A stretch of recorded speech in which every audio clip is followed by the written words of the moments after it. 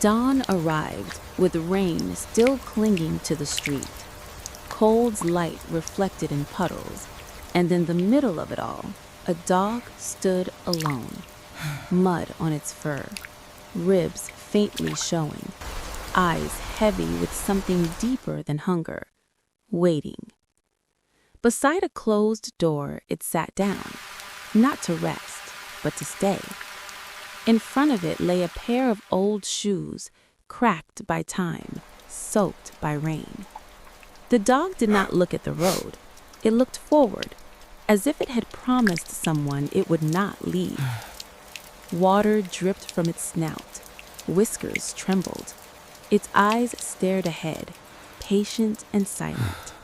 Not hope, not despair, just loyalty that had learned how to endure. People passed by. Umbrellas moved. Bicycles rolled through the puddles. Life went on around it, but the dog did not move. Rain touched its back. Mud clung to its paws. Still, it stayed. Then someone stopped. The dog slowly lifted its eyes, not in fear, not in demand, just a quiet recognition, the kind that comes from waiting too long.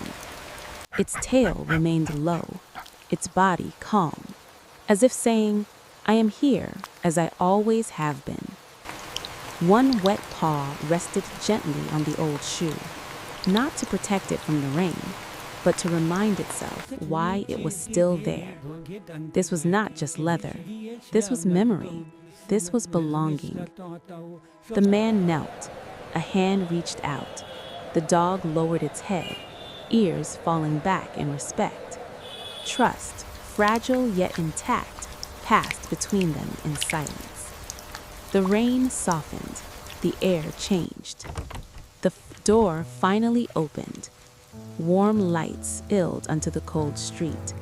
For the first time, the dog's tail lifted, just a little, enough to show that something inside had been saved.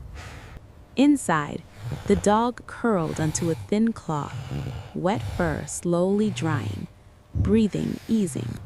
The shoes rested nearby, no longer alone. The world felt quieter, safer. Morning arrived gently this time.